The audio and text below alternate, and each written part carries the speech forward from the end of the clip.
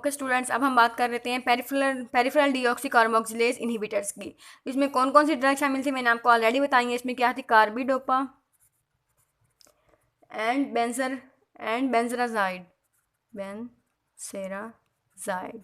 ठीक हो गया। अब हम बात कर लेते हैं कि इनके कुछ फीचर्स के बारे में। ये जो ड्रग है ये ब्लड ब्रेन बैरियर को क्रॉस नहीं करती। ठीक हो गया।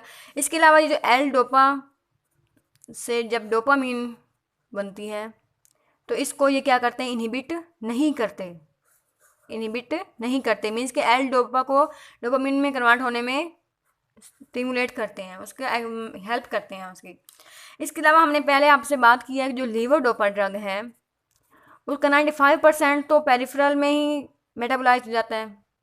पेरिफेरल में मीन्स के गट में, लिवर वगैरह में। और जो 1 to 2% है वो ओनली न्यूरॉन्स में जाती है।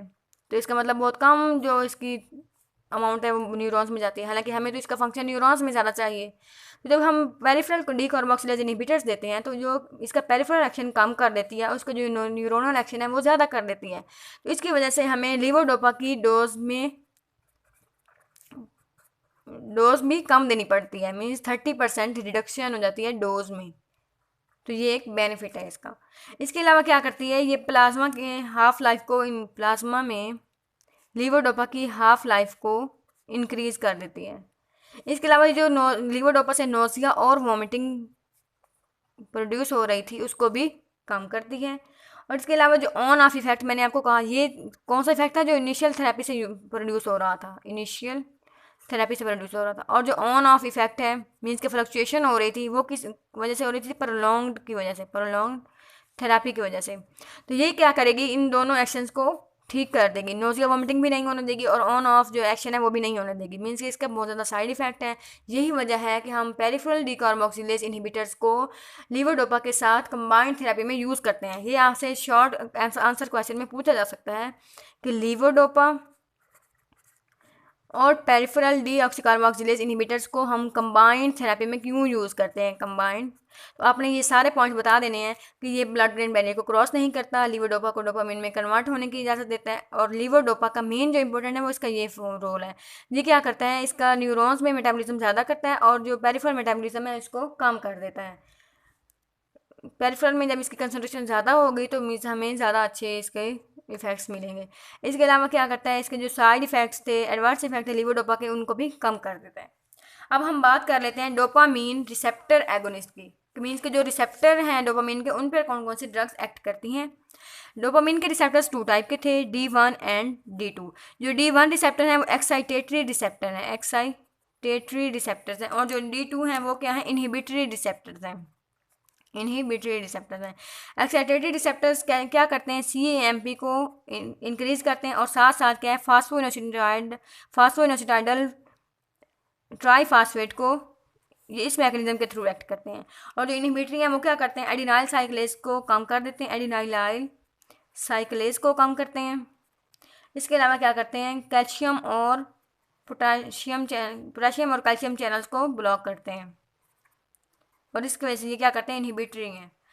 ये क्या है, इनहिबिटरी है हमारे पास रिसेप्टर्स। तो जो हमने इसमें ड्रग्स पढ़ी थी वो कौन कौन सी थी, ब्रोमोक्रिप्टिन,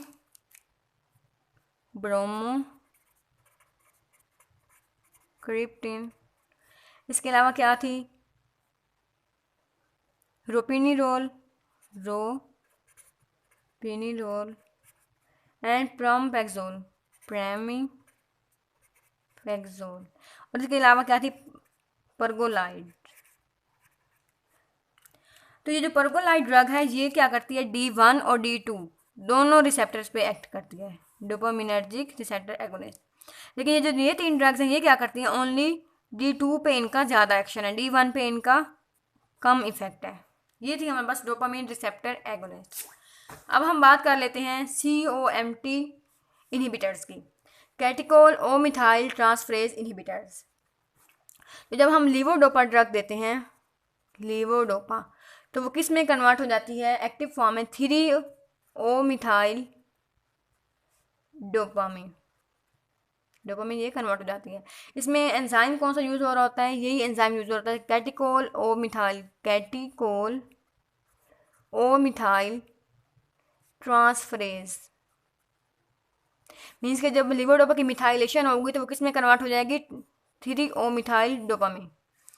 तो नॉर्मली क्या होता है कि ये जो COMT ये जो है ड्रग, ये जो एंजाइम है, ये क्या होता है कि लीवोडोपा को 3-O-मिथाइल में कन्वर्ट नहीं होने देता, इसको कन्वर्ट नहीं होने देता। तो फिर हम जब ड्रग्स देते हैं इसको इनहिबिट करने की, जब COMT को इनहिबिट करने, इसमें कौन से ड्रग्स हैं, एंटाकेपोन, एंटोलकेपोन। तो ये क्या करेंगे, COMT को इनहिबिट कर देंगी, जिसकी वजह से लीवोडोपा जो है वो अपनी एक्टिव फॉर्म में कन्वर्ट हो जाएगा, 3-O-मिथाइल डोपा में कन्वर्ट हो जाएगा, और उस वजह से जो एंटी पार्किंसनिज्म के सिम्टम्स हैं वो ट्रीट हो जाएंगे।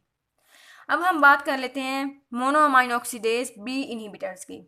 ये जो है सिलेक्टिव है और इरिवर्सिबल हैं, सिलेक्टिव और इरिवर्सिबल B के इनहिबिटर्स हैं। तो जो मोनोअमाइन ऑक्सीडेशन है B, इसकी जो फॉर्म है ये किस में प्रेजेंट होती है, मेनली जो है ये न्यूरॉन्स में प्रेजेंट होती है। जब हम ये मोनोअमाइन ऑक्सीडेज B को इनहिबिट करते हैं तो इसका मतलब है कि जो न्यूरॉन्स में जो मोनोअमाइन ऑक्सीडेशन उनको इनहिबिट करता है, लेकिन जो इसका पेरिफेरल एक्शन है वो इनहिबिट नहीं होता। पेरिफेरल एक्शन जो है वो उस पर कोई इफेक्ट नहीं पड़ता। तो हमें तो किस पे इफेक्ट चाहिए, न्यूरॉन्स पे चाहिए। और जो मोनोअमाइन ऑक्सीडेज B है इसका फूड के साथ भी कोई इंट्रैक्शन नहीं है, no food interaction, no food interaction. अब हम बात कर लेते हैं डोपामीन फैसिलिटेटर्स की, जिनकी डोपामीन फैसिलिटेटर्स की। इसमें कौन सी ड्रग शामिल थी, एमेंटाडीन, जो कि एक एंटीवायरल ड्रग है, एमेंटाडीन, और ये क्या है, एंटीवायरल ड्रग है। ये क्या करती है, डोपामीन के रिलीज को इंक्रीज करेगी, डोपामीन के रिलीज को इंक्रीज करेगी। इसके अलावा इसका क्या है, एंटीकोलिनर्जिक भी रोल है इसका, एंटीकोलिनर्जिक भी इसका रोल है। तो ये कि इसको हेल्पफुल होगी कौन सा सिम्टम के लिए, ये है फ्लक्चुएशंस के लिए, फ्लक्चुएशन जो प्रोड्यूस हो रही थी लीवोडोपा वगैरह की, और उसमें इसके अलावा जो डिस्काइनेजिया उसको ट्रीट करने के लिए यूज़ होती है, कौन से, डोपामिन फैसिलिटेटर्स। अब हम बात कर लेते हैं सेंट्रल एंटीकोलिनर्जिक ड्रग्स। तो इसमें मैंने आपको कौन सी ड्रग्स बताई थी, प्रोसाइक्लिडीन, बाइपेरिडीन, एंटीहेक्सीफेनिडाइल। ये क्या करती हैं, जो ये हमारे पास है स्ट्राइएटम, स्ट्राइएटम में दो तरह की इनर्वेशंस आ रही थी, एक हमारे पास न्यूरॉन्स जो हैं वो डोपामीन लेके आ रहे थे, और दूसरे न्यूरॉन्स क्या लेके आ रहे थे, एसिटाइल कोलिन। जब डोपामीन इनहिबिट हो गई तो एसिटाइल कोलिन का लेवल जो है वो इंक्रीज हो गया था। तो हमारा मेन एक्शन क्या है कि हमने अब एसिटाइल कोलिन को कम करना है, जो हमारा पर्पस है, और डोपामीन को ज़्यादा करना है।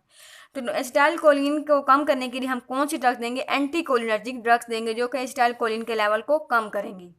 जब हम एंटीकोलिनर्जिक ड्रग्स देंगे तो इनका मोस्ट जो एक्शन है वो किस पे होगा, ट्रेमर्स को ट्रीट करेंगे। ट्रेमर्स जो पार्किंसनिज्म ड्रग्स में, पार्किंसनिज्म डिजीज में प्रोड्यूस हो रहे हैं ट्रेमर्स, उन पे इनका बहुत बेनिफिशियल इफेक्ट होगा। इसके अलावा क्या है, ये ड्रग इंड्यूस्ड पार्किंसनिज्म में भी यूज़ होती हैं, ड्रग इंड्यूस्ड पार्किंसनिज्म में भी ट्रीट होती हैं।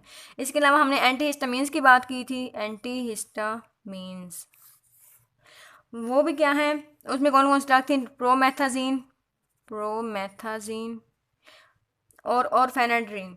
तो इनका भी क्या है, एंटीकोलिनर्जिक इफेक्ट है, एंटीकोलिनर्जिक एक्शन है इनका।